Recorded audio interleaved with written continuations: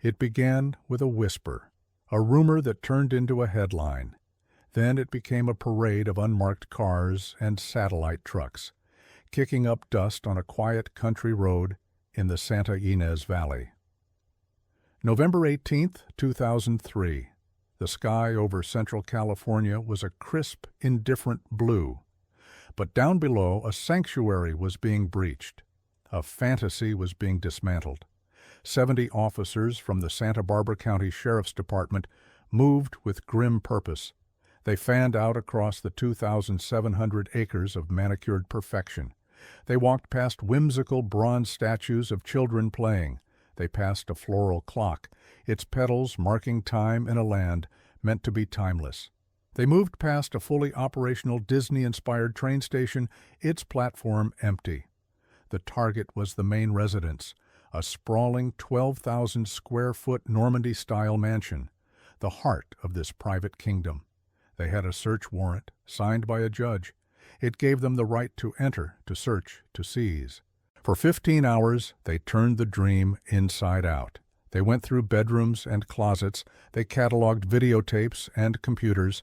They opened drawers filled with sequined gloves and military-style jackets. Every corner of this meticulously crafted escape was treated as a potential crime scene. The world watched, transfixed. This was not just a police raid. It was a cultural event, a public vivisection of a myth. The place was called Neverland. Its owner, Michael Jackson, was in Las Vegas shooting a music video. He was the king of pop, a global icon, the most famous man on earth. And this ranch was his refuge, his personal Peter Pan story built of wood and stone and boundless wealth. It was a place designed to keep the harsh realities of the world outside its gilded gates. But on that November day, the world did not just knock. It kicked the door in. How did it come to this? How did a place conceived as a paradise for children, a monument to innocence, become the focus of a criminal investigation? How did a $30 million dream, a symbol of unimaginable success, become the architect's prison? To understand the tragedy of Neverland, you have to understand the man who built it, a man who spent his entire life trying to build a childhood he never had. And in the end, he created a place that would help to destroy him. This is the story of that place, a palace of joy that became a monument to sorrow. Before it was Neverland, it was just land. Beautiful, rolling, quintessentially Californian land. The Santa Ynez Valley, a place of ancient oaks and golden hills that ripple under the sun. For centuries, this was the home of the Chumash people. They lived in rhythm with the seasons, their world defined by the mountains to the east and the ocean to the west. They saw the land as sacred, a provider, not a commodity. Then came the Spanish, missionaries and soldiers, marching north from Mexico. They brought with them crosses and cattle. They established Mission Santa Ynez in 1804, seeking to convert the Chumash and claim the valley for the Spanish crown. The old world was erased, replaced by vast land grants, the great ranchos. The valley became a landscape of grazing cattle and vaqueros, a quiet pastoral existence. After Mexico came America. After the gold rush, the valley remained a rural backwater. Danish immigrants settled the town of Solvang, building windmills and bakeries. It was a place of agriculture, walnuts, apples, and later, grapes. It was not a place of glamour. It was not Los Angeles. It was not Hollywood. It was the other California, the slow California. In the 1970s, that began to change. The wine boom arrived. Vineyards started to climb the hillsides, replacing cattle ranches. With the vineyards came money, big money, people looking for an escape from the city. They bought large parcels of land, building sprawling estates that were more like private resorts than family homes. The valley became a playground for the wealthy, a place of discreet, expensive privacy. One of these properties was known as the Neverland Ranch. It was bought in 1977 by a real estate developer named William Bone. He was a man with a vision. He saw the potential in the land. He expanded it, buying up adjacent parcels until he had a single, contiguous, 2,700-acre domain. He renamed it Sycamore Valley Ranch for the majestic trees that lined the creek beds. Bone was a man of taste and ambition. He hired architect Robert Altivers to design a main residence. The result was a masterpiece of understated luxury, a 12,598-square-foot main house in the French Normandy style with exposed timber beams, 5 bedrooms, and 8 bathrooms. It had a lake, complete with a waterfall and a stone bridge.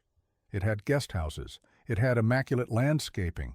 It was a perfect country estate, elegant, expensive, and private. It was a finished piece of art, a rich man's dream already realized, but it was waiting for a dreamer of a different magnitude, a dreamer with a much deeper, more complicated need. That dreamer was born in Gary, Indiana, on August 29, 1958. Michael Joseph Jackson, the 8th of 10 children. His father, Joseph Jackson, was a steel mill worker with his own frustrated musical ambitions. His mother, Catherine, was a devout Jehovah's Witness. They lived in a tiny 2-bedroom house on Jackson Street, a cramped, chaotic, and loud existence. Joseph Jackson saw the musical talent in his children. He saw it not as a gift, but as a ticket, a way out of the steel mill, a way out of Gary. He drilled them relentlessly. He formed the Jackson Brothers in 1964 with his 3 eldest sons, Jackie, Tito, and Jermaine. Marlon and Michael would join later. They became the Jackson 5. The father's discipline was brutal. He was a terrifying presence. He would sit in a chair with a belt in his hand as the boys rehearsed. Any mistake, any missed step, any flawed note was met with a whipping, or worse. Michael would later recall his father throwing him against a wall. The fear was constant. It was visceral. It was the soundtrack of his childhood. If you messed up, Michael said, you got hit, sometimes with a switch, sometimes with a belt. Joseph made no apologies. He believed he was forging them into stars. He was preparing them for a cruel world. But in the process, he stole their childhood. There was no playtime. There were no neighborhood friends. There was only rehearsal. The music studio was their school, their playground, their everything. Their father was their master. Michael was the prodigy. A tiny child with the voice of an angel and the stage presence of a veteran. He was the focal point, the star. By the age of 8, he was the lead singer. The pressure on his small shoulders was immense. He was carrying the hopes and dreams and the financial future of his entire family. In 1968, they signed with Motown Records, Berry Gordy's hit factory. They moved to California. The tiny house in Gary was replaced by a mansion in Encino. But the dynamic remained the same. The work was relentless. They were a product. They released a string of #1 hits. I Want You Back, a BC, The Love You Save. They were superstars. But Michael was a child living an adult's life, surrounded by adults, working for adults. He would look out the window of the recording studio and see children playing in a park across the street. He would cry. It was a world he could see but never join. Fame grew. But it was an isolating fame. He was different, quiet, shy. He retreated into a world of his own, a world of fantasy. He loved Disney. He loved cartoons. He loved animals. He loved the story of Peter Pan, the boy who wouldn't grow up. It wasn't just a story to him. It was a blueprint, a life goal. As a teenager, he began to break away. He wanted creative control. He starred in The Wiz, where he met Quincy Jones. Together, they would create his first masterpiece as a solo artist, Off the Wall, released in 1979. It was a declaration of independence, a fusion of disco, funk, and soul that was pure joy. It sold millions. It made him a star in his own right, separate from his brothers. He fired his father as his manager. It was a seismic act of rebellion, the first step in building a life of his own. Then came 1982, the release of Thriller. It was not an album, it was a global event, a cultural phenomenon that has never been replicated. The music, the videos, the dancing, the moonwalk, the glove. He became the most famous person on the planet. The album sold over 30 million copies in the United States alone. It shattered every record. It broke down racial barriers on MTV. It made him impossibly, unimaginably wealthy. But this level of fame is a cage. He could not go anywhere without being mobbed. He could not have a normal life. Privacy was a forgotten luxury. He was a prisoner of his own success. The shy boy from Gary was now the king of pop, a living myth. He lived at the family compound in Encino, but it was not his own. It was filled with family, with memories of his father, with the ghosts of his stolen childhood. He needed an escape. He needed a world of his own making, a place where he could be in control, a place where he could finally be a child. He had the money to build anything, a palace, a city, a universe. What he wanted was a playground, a sanctuary. His vision was not for a home, it was for a world without pain, without fear, without adults telling him what to do, a world of magic and innocence. He began to search for the perfect location. The search brought him to the Santa Ynez Valley in 1983. He was there to shoot the music video for Say, Say, Say, his duet with Paul McCartney. The shoot took place at Sycamore Valley Ranch. For several weeks, Michael stayed on the property. He fell in love with it. The rolling hills reminded him of the English countryside. The quiet, the space, the sheer beauty of the place captivated him. He told his lawyer, John Branca, that this was the place he wanted to buy. This was his dream. It took 5 years. William Bone, the owner, was not initially keen to sell, but Jackson was persistent, and his pockets were deep. In 1988, a deal was finally struck. The reported price was somewhere between $17.5 million and $30 million, a staggering sum at the time. Jackson closed the deal and immediately began the transformation. The first thing he did was give it a new name. Sycamore Valley Ranch was too generic, too earthly. He called it Neverland. The name was everything. It was a declaration of intent. This would be his version of Peter Pan's Island, a place where he and the children he invited would never have to grow up. The existing house, beautiful as it was just a starting point. Jackson's vision was far grander. It was theatrical. It was a fantasy made real. He rehired Robert Altivers, the original architect, but the client was different this time. William Bone wanted an elegant home. Michael Jackson wanted Disneyland. Altivers was tasked with translating Jackson's childlike imagination into concrete and steel. The challenge was immense, but the budget, it seemed, was limitless. The first major addition was the train. Jackson loved trains. He wanted a full-size steam train to circle the property. A company in Utah was commissioned to build a locomotive, a faithful replica of a 19th-century engine. They named it the Catherine, after his mother. 2 separate railway lines were laid. A full-scale train station was built near the main house. It was designed to look like the station at Disneyland, with a clock tower, a waiting area, and a candy shop. Then came the amusement park. This was the heart of the fantasy, a space of pure, unadulterated fun, a Ferris wheel, offering stunning views of the valley, a carousel with hand-painted animals, a roller coaster called the Zipper, a pirate ship ride called the Sea Dragon, bumper cars, a wave swinger.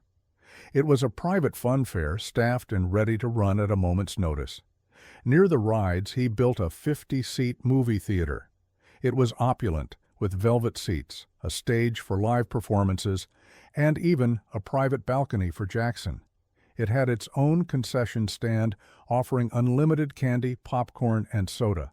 There were also soundproof viewing rooms with hospital beds, so that sick children could watch movies in comfort and safety. The grounds themselves were transformed into a storybook landscape. dozens of bronze statues commissioned from a French artist were placed around the property. They depicted children in motion, playing, dancing, reading, dreaming.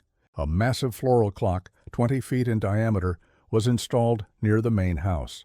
It was designed by a Disney landscape architect and required a team of gardeners to maintain. The message was clear. This was a place for children. And then there was the zoo. Jackson's love for animals was well known. His chimpanzee, Bubbles, was already a celebrity in his own right. At Neverland, this love was given free rein. He built a state-of-the-art zoo and animal sanctuary. It housed giraffes, elephants, tigers, alligators, and a flock of flamingos. His beloved Bubbles had a new home. He acquired 2 elephants, Ali and Gypsy. He had a reptile house. It was a private menagerie on a scale not seen since the days of newspaper magnate William Randolph Hearst. The logistics were staggering. The construction took years. Hundreds of workers swarmed the property. The cost spiraled. The initial purchase price was just the beginning. The additions, the landscaping, the animals, the staff to run it all, it was a financial black hole. The annual operating cost of Neverland was estimated to be between $5 and $10 million a year. It was a machine that devoured money. But in those early years, the money seemed infinite, and the dream was taking shape. By the early 1990s, Neverland was complete. It was a breathtaking, surreal, and utterly unique creation. It was exactly what he had envisioned. A self-contained world of joy. And he wanted to share it. The golden age of Neverland was a time of magic. The primary purpose of the ranch, as Jackson saw it, was not for his own enjoyment. It was for children. Specifically for children who were sick, disadvantaged, or suffering. He began inviting busloads of them to the ranch. Charities, schools, and hospitals would arrange visits.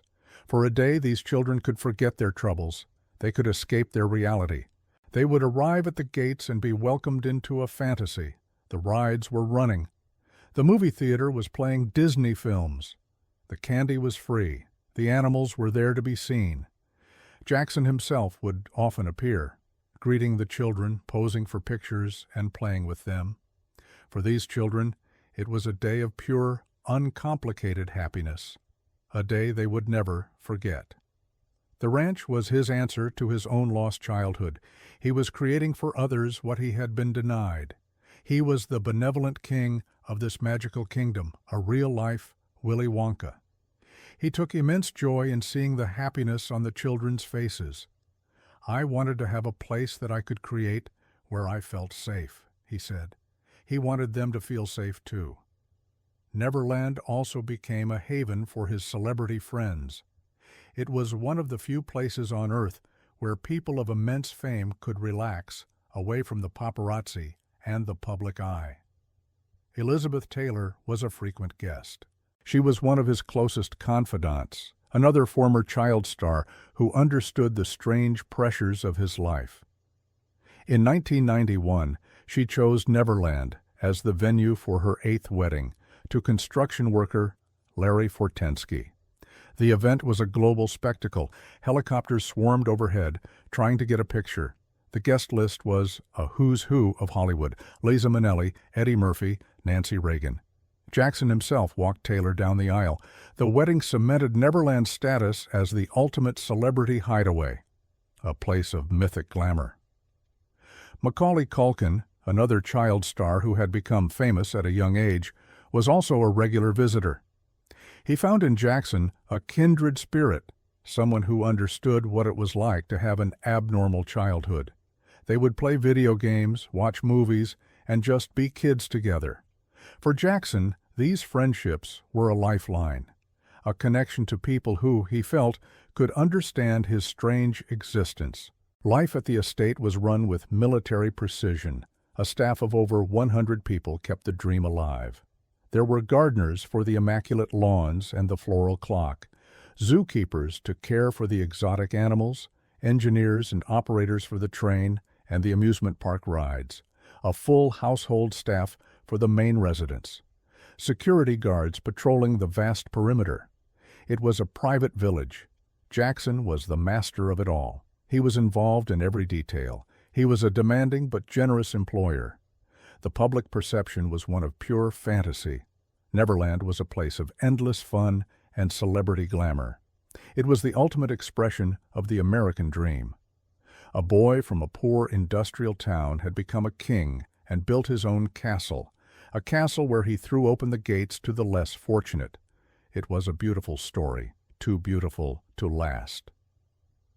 The first crack in the facade appeared in the summer of 1993. It began as a whisper, a tabloid rumor. But it quickly escalated into a global firestorm. A 13-year-old boy who had been a frequent guest at Neverland accused Jackson of sexual abuse. The boy's father filed a civil lawsuit. The Los Angeles Police Department launched a criminal investigation. The news was a bombshell. It was unthinkable. Michael Jackson, the man who built a paradise for children, was now accused of being a predator. The world was divided. Many fans refused to believe it. The media, however, went into a frenzy. Neverland, the symbol of innocence, was suddenly cast in a sinister light. The whimsical statues, the amusement park, the sleepovers, it all took on a dark new meaning. Jackson was on the Asian leg of his dangerous world tour when the story broke. He was devastated. He vehemently denied the allegations. In a televised statement from Neverland, he spoke directly to the public. His voice was soft, pained. He spoke of the dehumanizing and humiliating police examination of his body. He spoke of his innocence. "I am not guilty of these allegations," he pleaded. The pressure was immense. The tour was canceled. Jackson, who had suffered a severe burn during a Pepsi commercial shoot years earlier, became addicted to painkillers. He entered rehab. The legal battle raged on. The criminal investigation continued, but no charges were filed due to a lack of evidence and the accuser's refusal to testify. Instead, Jackson made a decision that would haunt him for the rest of his life. On the advice of his lawyers, he agreed to settle the civil lawsuit. He paid the family a reported $23 million. The lawyers argued it was a business decision, a way to end the media circus and get back to his career. But to much of the public, it looked like an admission of guilt. Why would an innocent man pay millions to make an accusation go away? The dream of Neverland was irrevocably tainted. The gates, which had once been so open, began to close. The visits from busloads of children became less frequent. The atmosphere of pure joy was replaced by one of suspicion and paranoia. The sanctuary had been violated, not by a physical intruder, but by an accusation, an idea. And that was something the high walls and security guards could not keep out. In the years that followed, Jackson tried to rebuild his life and his image. He married Lisa Marie Presley in 1994, a bizarre and highly publicized union that many saw as a strategic move to appear more normal. They divorced 2 years later. He then married Debbie Rowe, the nurse from his dermatologist's office. They had 2 children, Prince Michael and Paris. Jackson finally had the family he had always craved. He continued to make music. The album History, released in 1995, was a defiant response to his critics. It was angry, paranoid, and brilliant. But it did not have the universal appeal of his earlier work. The world had changed, and so had he. Neverland became more of a fortress, a gilded cage. He still lived there. His children grew up there, but the magic was gone. It was a place of shadows now, a constant reminder of the scandal that had nearly destroyed him. The laughter of visiting children was replaced by a quiet, heavy silence. The rides were often still. The train sat idle on its tracks. Then, in 2003, the nightmare returned. It was triggered by a British documentary, Living with Michael Jackson, by journalist Martin Bashir. Jackson had agreed to the film hoping to show the world his side of the story, to reveal the truth of his life at Neverland. The film was a disaster. It showed Jackson holding hands with a young boy, a 13-year-old cancer patient named Gavin Arvizo. It showed him admitting that he often shared his bed with children, something he described as innocent and sweet. The public was horrified. The documentary, intended to be a vindication, was instead a catastrophe. It provided the ammunition for a new investigation. The Santa Barbara District Attorney Tom Sneddon had been the prosecutor in the 1993 case. He had been frustrated by his inability to bring charges. The Bashir documentary gave him a new opportunity, a new accuser.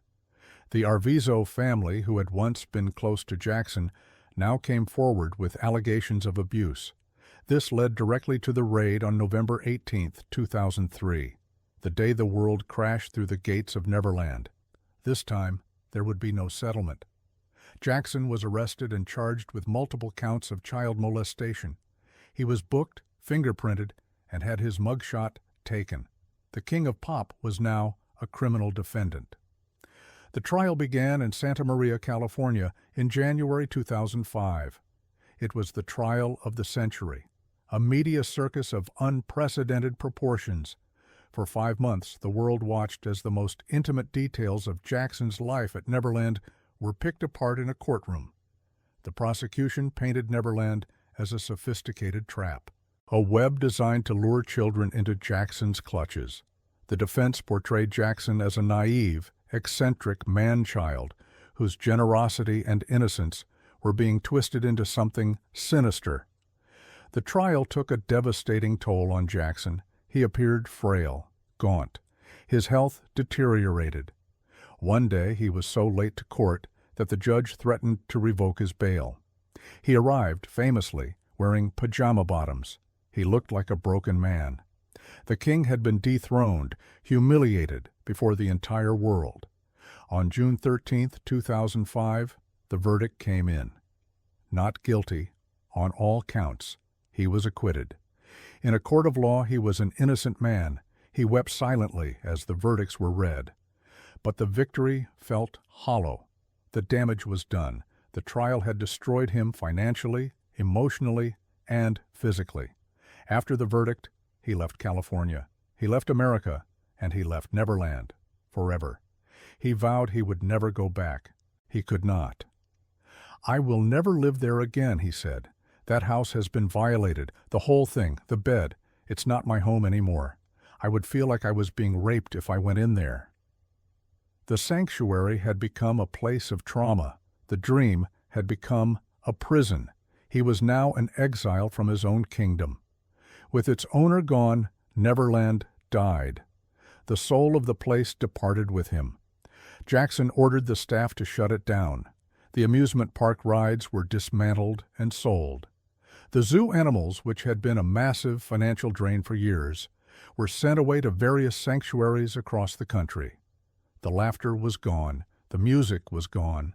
The life was gone. The ranch became a ghost, a beautiful empty shell. A team of caretakers was kept on to maintain the grounds. The lawns were still mowed. The gardens were still tended. From the outside, it still looked perfect. But inside, it was hollow. A monument to a life that had been shattered. The financial burden was immense. Even in its dormant state, the ranch cost millions a year to maintain. Jackson's finances were in ruins after the trial. He was hundreds of millions of dollars in debt. In 2007, the state of California filed a lien against the property for unpaid wages to the remaining staff. The threat of foreclosure loomed. The Dream Palace was about to be seized by the bank. In a last-ditch effort to save it, Jackson struck a deal in 2008. A private equity firm, Colony Capital, run by billionaire Tom Barrack, bought the loan on the property for $23.5 million. They entered into a joint venture with Jackson. The ranch was saved from foreclosure, but at a steep price. Jackson was no longer the sole owner of his dream. He had a business partner. The name was officially changed from Neverland back to Sycamore Valley Ranch. The fantasy was being systematically erased. Jackson never returned. He drifted, living in Bahrain, Ireland, and Las Vegas, a nomadic existence. In 2009, he announced a series of comeback concerts in London, titled This Is It. It was a massive undertaking, a final attempt to reclaim his throne and solve his financial woes. He moved back to Los Angeles, renting a mansion in Holmby Hills to prepare for the tour. He was just a few miles from his old family home in Encino, but a world away from the paradise he had built and abandoned. On June 25, 2009, Michael Jackson died. He was 50 years old. The cause was a lethal dose of the anesthetic propofol administered by his personal physician. The king of pop was gone. The world erupted in a wave of grief. His death was a global event, just as his life had been. In the wake of his death, Neverland became a shrine. Fans flocked to the gates, leaving flowers, teddy bears, and handwritten notes. They could not enter, but they could stand outside and pay their respects. The property itself remained in a state of suspended animation, co-owned by Colony Capital and Jackson's estate.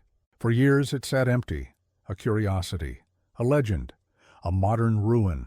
Photos would occasionally leak out, showing the pristine but lifeless grounds. The train station was still there. The floral clock still told time to no one. The main house stood silent. It was a hauntingly beautiful and deeply sad place, a physical manifestation of a paradise lost. Colony Capital invested millions in restoring the property, hoping to sell it. The rides were gone for good.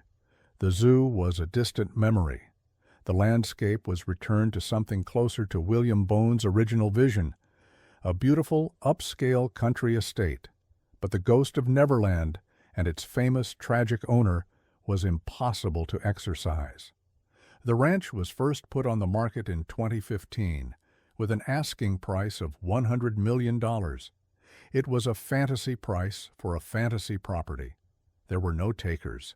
The name Neverland was a liability. The history was too dark, too complex. Who would want to live in a place so deeply associated with fame, scandal, and tragedy?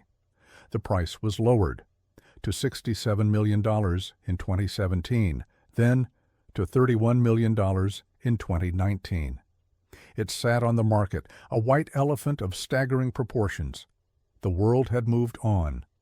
The story of Michael Jackson was being reevaluated, complicated by new documentaries and old accusations. Neverland was a relic of a different time. Finally, in December 2020, a buyer emerged. Ron Burkle, a billionaire supermarket magnate and a former business associate of Jackson's, purchased the property.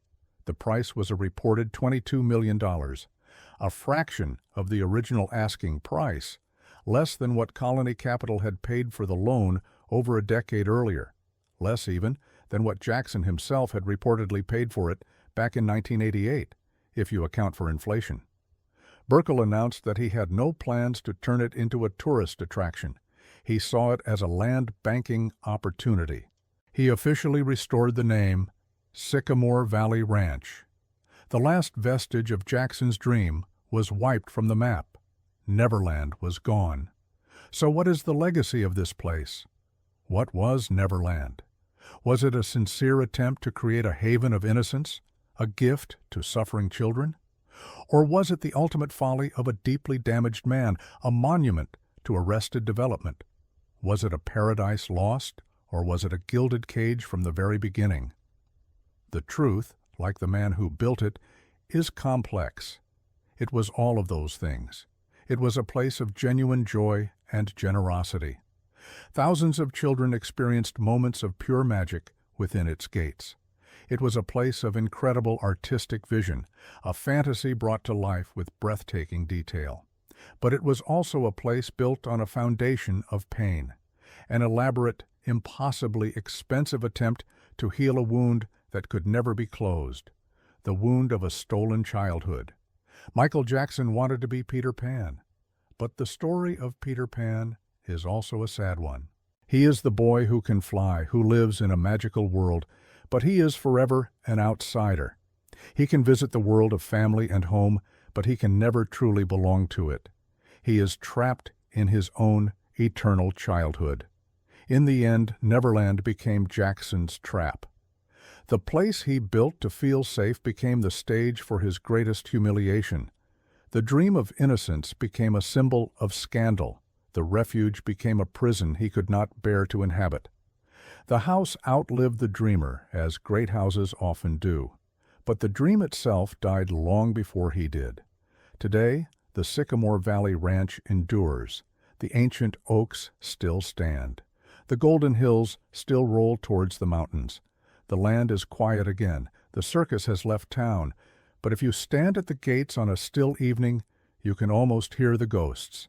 The faint music of a carousel, the distant laughter of children, and the whisper of a lonely king in a kingdom he built to escape a world that, in the end, he could never keep out. Every mansion has its shadows. Every dream has its price.